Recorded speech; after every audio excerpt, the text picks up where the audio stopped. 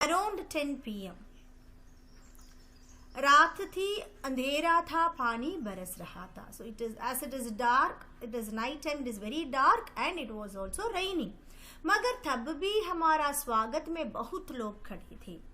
Even in that situation, there were many people to welcome these people, that is author and his friends.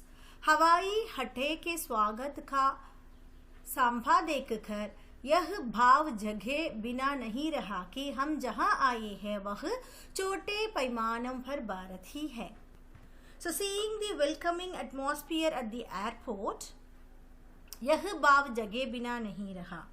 So he could not remain without having that feeling that हम जहां आए हैं, where they have come, वह छोटे पैमानों पर भारत ही है. But that is in small scale, it is considered to be India, because even in that time there were so many people standing to welcome them. So here children, what the author says is India is a place where we welcome our guest with a wholeheartedness.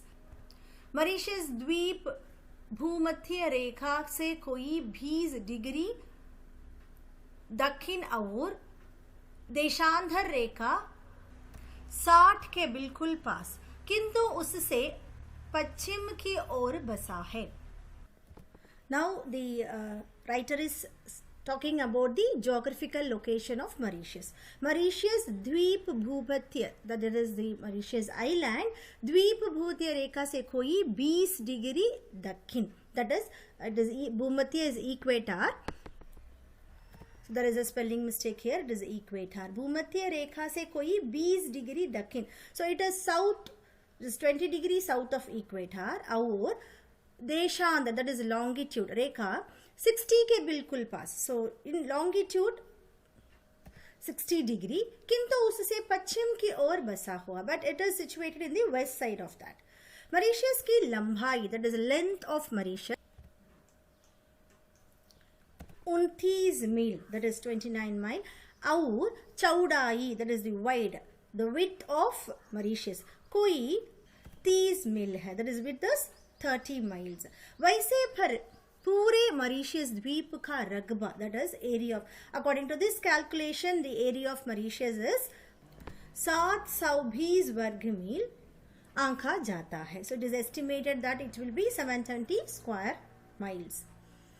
यह द्वीप हिंद महासागर का मोती है. It is considered to be the pearl of Indian Ocean. This island is considered to be the pearl of Indian Ocean. Bharat समुद्र का सबसे खूबसूरत सितारा है, and it is the most beautiful star of Indian Ocean. Mauritius वह देश है जिसका कोई भी हिस्सा समुद्र से 15 मील से ज्यादा दूर नहीं है. Mauritius is a country where no part is more than 15 miles away. Mauritius वह देश है जहां की जनसंख्या के 67% लोग भारतीय खानदान के हैं. So Mauritius is a country where the population, that is 67% of population is from Indian descent. तथा जहां 53% लोग हिंदू हैं. Also 53% of the people are Hindus. Mauritius वह देश है जिसकी राजधानी पोर्ट लुई की गलियों के नाम कलकत्ता, मद्रास, हैदराबाद और मुंबई है, तथा जिसके एक पूरे मोहल्ले का नाम काशी है. So Mauritius is the country where राजधानी पोर्ट लुई की गलियां, the capital Port Louis, the streets of the capital Port Louis, the name is like Calcutta, Madras, Hyderabad और मुंबई, and also जिसके एक पूरे मोहल्ले, one full street is named as Kashi. So what here the author wants to say is the most of the Hindustan people are there and they have kept the name like that. So our descent, people of Indian origin are there, so they have kept the name like that. Mauritius वह देश है जहां बनारस भी है, गोकुल भी है और ब्रह्म स्थान भी है. Mauritius is a country where Banaras is also there, Gokul is also there and ब्रह्म स्थान भी also there. Mauritius वह देश है जहां माध्यमिक स्कूलों को कॉलेज कहने का रिवाज है.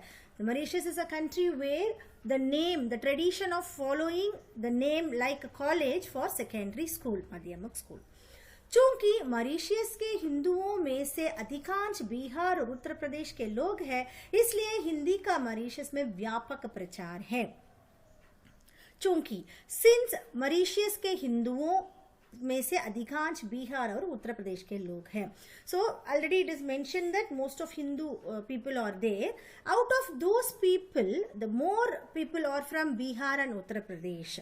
सो हिंदी का मॉरिशस के व्यापक प्रचार, Hindi is widely spoken in Mauritius. Mauritius की राजभाषा अंग्रेजी, किंतु संस्कृत की भाषा फ्रेंच है। The official language of Mauritius is English, but the cultural language is French. मगर जनता वहाँ क्रेयोल बोलती है, but the people speak Creole over there. क्रेयोल का फ्रेंच से बड़ी संबंध है, जो संबंध भोजपुरी का हिंदी से है। So here you have to listen. क्रेयोल का फ्रेंच से बड़ी संबंध है। Already it is told that the cultural language is French, so the people there speak Creole. Creole का फ्रेंच से वही संबंध है जो संबंध भोजपुरी का हिंदी है। So in Hindi the Bhojpuri will be so influenced like that here Creole language is so much influenced by French also. और क्रेयोल के बाद मॉरिशस की दूसरी जनभाषा भोजपुरी का ही मानना पड़ेगा। So after Creole language, Bhojpuri will have to be considered the second common language of Mauritius. प्रायः सभी भारतीय भोजपुरी बोलते अथवा उसे समझ लेते हैं। So almost all Indian speak और अंडरस्टैंड भोजपुरी। यहाँ तक कि भारतीयों के पड़ोस में रहने वाले चीनी भी भोजपुरी बखूबी भोले लेते हैं। So even the Chinese living in the neighbourhood of Indians speak Bhojpuri very well. किंतु मॉरिशस की भोजपुरी शाहाबाद या सारन की भोजपुरी नहीं है। But the Bhojpuri of Mauritius is not like the Bhojpuri of Shahabad और सारन। उसमें फ्रेंच के इतनी संज्ञापद घुस गए हैं, so many French nouns have entered into it, and कि आपको बार बार शब्दों के अर्थ पूछने पड़ेगा, and you will have to ask the meanings of words again and again. So the author means here is even when the people speak Bhojpuri, there will be a mixture of French in that. उसमें French के इतनी संज्ञापद घुस गई है। The nouns will be, the more noun words will be from French. So because of that, we will not understand the meaning and we will be asking the meaning again and again. बार बार शब्दों के अर्थ पूछने पड़ेगा। Mauritius में ऊख की खेती और उसके व्यवसाय को जो सफलता मिली है, भारतीयों के कारण मिली है। Now he is talking about the business in Mauritius. The main business in Mauritius is sugarcane farming. That is what the writer says here. Mauritius में ऊख की खेती, that is sugarcane farming, और उसके व्यवसाय, that is the business of sugarcane farming, को जो सफलता मिली है, so they are success in that business, that is because of भारतीयों के कारण ही मिली है, that is because of भारतीयों, that is our Indian people.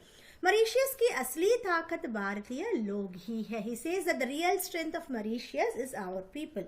सारा मॉरिशस कृषि प्रधान द्वीप है, क्योंकि चीनी वहाँ का प्रमुख अथवा एकमात्र उद्योग है। सारा Mauritius, the full Mauritius country is agricultural based island because चीनी, that is sugar, वहाँ का प्रमुख अथवा एकमात्र उद्योग है, main and only industry. किंतु भारतीय वंश के लोग यदि इस टापू में नहीं गए होते तो ऊख की खेती असंभव हो जाती और चीनी के कारखानों बढ़ते ही नहीं। किंतु भारतीय वंश के लोग यदि इस टापू में नहीं गए होते, but if people of Indian descent had not gone into this island, then this would not have happened and the sugar, लोग यदि टापू में नहीं गए तो ऊख की खेती असंभव हो जाती है, that is the sugar cane farming will be impossible, और चीनी के कारखाने बढ़ते ही नहीं, the factories of sugar cane will not be increased also. Bharat में बैठे बैठे हम यह नहीं समझ पाते कि भारतीय संस्कृति कितनी प्राणवती और चिरायु है। So sitting in our India we don't understand the importance of our country. So Bharat में बैठे बैठे हम यही नहीं समझ पाते कि भारतीय संस्कृति, that is our culture, is कितनी प्राणवती, how vibrant it is and और चिरायु है, हाउ लॉन्ग लास्टिंग इज. किंतु मॉरिशस जाकर हम अपनी संस्कृति की प्राणवथा का ज्ञान आसान से प्राप्त कर लेते हैं. The writer says that going to Mauritius, he understood the vibrance of our culture. प्राणवता का ज्ञान आसानी से प्राप्त कर लेते. So he could understand it very easily. He gained knowledge of the vitality of our culture. मालिकों की इच्छा तो यही थी कि भारतीय लोग भी क्रिस्तान हो जाए, किंतु भारतीय ने अत्याचार तो सहे लेकिन प्रलोभनों को ठुकरा दिया. So here he wants to say that about the masters, okay, मालिकों, the masters of our people. मालिकों की इच्छा, the wish of the owners is that भारतीय लोग भी क्रिस्तान, that is Christians, our people should also become Christians. किंतु भारतीयों ने अत्याचार तो सहे, but our Indian people will endure, will tolerate the atrocities, लेकिन प्रलोभनों को टुकरा, they will reject the temptations, they will reject the all the temptations that come to them. वे अपने धर्म पर हटे रहे, they will be remaining steadfast in their religion. और जिस द्वीप में भगवान ने उन्हें बेच दिया था, उस द्वीप को उन्होंने छोटा सा हिंदुस्तान बना डाला. And also to which island God has sent them, they have made that island into छोटा सा हिंदुस्तान, ए स्मॉल हिंदुस्तान. यह ऐसा सफलता की बात है कि जिस पर सभी भारतीयों को गर्व होना चाहिए. So this is such a matter of success that all Indians should feel proud of. So here is a temple that is in Mauritius. You can see the picture of Mauritius temple. Mauritius के प्रत्येक प्रमुख ग्राम में शिवालय होता है. Now he is talking about the temples in Mauritius. Mauritius के प्रत्येक प्रमुख ग्राम, that is the major, every major village of Mauritius will be having a Shivalaya temple, that is Shiva temple. Mauritius के प्रत्येक प्रमुख ग्राम में हिंदू तुलसीकृत रामायण, that is रामचरितमानस का पाठ करते हैं अथवा ढोलक और झांझ पर उसका गायन करते हैं. मॉरिशस के प्रत्येक प्रमुख ग्राम, in every major village, Hindu तुलसीकृत रामायण, सो तुलसीदास द्वारा लिखा गया Ramayan. So the great writer Tulsidas has written Ramayan. The name of that is Ramcharitmanas. It has been recited in the temple. अथवा or else ढोलक और झांझ, झांझ you know it is an instrument, that symbol, it is an instrument. ढोलक और झांझ पर उसका गायन करते हैं. They will be singing Ramcharitmanas using these instruments. Mauritius के मंदिरों और शिवालयों को मैंने अत्यंत स्वच्छ और सुरभ्य पाया. Here the writer says that the temple of Mauritius, मंदिरों और शिवालयों, so the temples on Shivan temple of Mauritius, मैंने अत्यंत स्वच्छ, so he have noticed the most cleanliness and the temples are like picturesque. Okay, सुरभ्य पाया. कितना अच्छा हो यदि हम भारत में भी अपने मंदिरों और तीर्थ स्थानों को उतना ही स्वच्छ और सुरभ्य बनना आरंभ कर दें. Here he is saying his wish that how nice it would also like if we make our pilgrimage places as clean and picturesque as it appears in Mauritius, जितने स्वच्छ में मॉरिशस में दिखाई देते हैं. भारत के पर्व त्योहार मॉरिशस में भी प्रचलित है. So the Indian festivals are also popular in Mauritius. किंतु वर्ष का सर्वश्रेष्ठ धार्मिक पर्व शिवरात्रि है. But the first and foremost वर्ष का, that is first and foremost धार्मिक पर्व, religious festival in a year is Shivratri. Mauritius के मध्य में एक झील है जिसका संबंध हिंदुओं ने परियों से बिठा दिया है. So in the midst of Mauritius there is a lake, झील है जिसका संबंध हिंदुओं ने परियों से, the Hindu people have associated that lake with fairies, जिसका संबंध हिंदुओं ने परियों से बिठा दिया है. और उस झील का नाम अब परी तालाब हो गया है. So because of that, the name of the lake is परी तालाब. परी तालाब केवल तीर्थ ही नहीं, दृश्य से भी पिकनिक का स्थान है. परी तालाब is not only a pilgrimage place, it is also a picnic spot. किंतु वहां पिकनिक पर जाने वाले लोग अपने साथ मांस मछली नहीं ले जाते, न अपवित्रता का वहां कोई व्यापार करते हैं. The people who go there for picnic do not take meat and fish with them, nor do they do any business of impurity there. Shivratri के समय सारे मॉरिशस के हिंदू श्वेत वस्त्र धारण करके गंधों पर खानवर लिए जुलूस बांधकर परी तालाब पर आते हैं और परी तालाब का जल भरकर अपने अपने गांव के शिवालय को लौट जाते हैं तथा शिव जी को जल चढ़ाकर अपने घरों में प्रवेश करते हैं.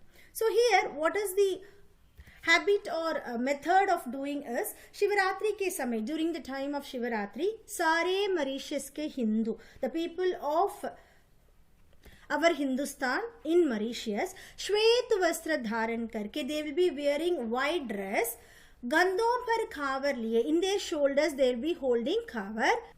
So Khawar you can see in this picture, it will be like it is like a bamboo stick tied the two ends with a pot. So this is said to be Khawar. गंधों पर खावर लिए जुलूस बांधकर, that is they'll be going in a procession, बांधकर परी तालाब पर आते हैं. They'll be going to परी तालाब. और परी तालाब का जल भरकर, so you have seen two pots, no? In that pot they will fill the water from the परी तालाब. अपने अपने गांव के शिवालय को लौट जाते. They'll be going to their village, to the शिवालय, that is to the Shiva temple. तथा शिवजी को जल चढ़ाकर this is they'll offer that water to Shivji and then अपने घरों में प्रवेश करते हैं. They will enter their house. ये सारे कृत्य वे बड़े ही भक्ति भावना और पवित्रता से करते हैं. All these acts they do with all great devotion and purity. सभी वयस्क लोग उस दिन उजली धोती, उजली कमीज और उजली गांधी टोपी पहनती है. सभी वयस्क लोग, that is the people of all ages, उस दिन on that day उजली धोती, they will be wearing white धोती, उजली कमीज, that is white dress, white shirt, और उजली गांधी टोपी, and also they will be wearing a Gandhi टोपी also, the टोपी of गांधी. हाँ, बच्चे हाफ पैंट पहन सकते हैं. The small children will be wearing half pant, लेकिन गांधी टोपी उस दिन उन्हें भी पहननी पड़ती है. So even they are very small, they will be wearing Gandhi टोपी. परी तालाब पर लगने वाले यह मेला मॉरिशस के प्रमुख आकर्षणों में से एक है. So this mela, that is this celebration that is seen in Pari Talab, is one of the main attractions of Mauritius. और उसे देखने को अन्य धर्मों के लोग भी काफी संख्या में आते हैं. And people of other religion also come in large numbers to see that. So children, in this lesson you understood fully about Mauritius, the way of people living, the Hindustan people, how they have made Mauritius into a small Hindustan, their language, their festival, everything we learned. The writer is Ramdhari Singh Dinakarji. We will have an introduction of लेखक से परिचय. Will have introduction of Ramdhari Singh Dinkar. आपने जो रोचक यात्रा वृंतांत पढ़े हैं, so you have studied a travelogue so far, उसे हिंदी के प्रसिद्ध लेखक रामधारी सिंह दिनकर ने लिखा है. So it was written by Hindi literature's famous most popular writer Ramdhari Singh Dinkar ji. Dinkar के रचनाओं की विशेषताएं हैं भारत और भारत की संस्कृति. The speciality of his writing is about our country and our culture. उनकी रचनाओं में वीरता, उत्साह और देश प्रेम का भाव अधिक है. In his creations, वीरता, that is braveness, उत्साह, that is enthusiasm, देश प्रेम, patriotism. So those feelings will be more. स्वतंत्रता मिलने के बाद भी भारत का गौरव गान उनकी रचनाओं का विषय बना है. Even after independence, the glory of India remained the subject of his writings. उन्होंने आप जैसे बच्चों के लिए भी पुस्तकें लिखी है. He has written books for children like you also. The name of the books are मिर्च का मज़ा, पड़कों की सूझ और सूरज का ब्याह आदि. So these are the names of the books. So children, I hope that you have understood this lesson clearly. Read this lesson once again. Make use of the meanings given in the hard words. Read the lesson. Enjoy. Thank you, children.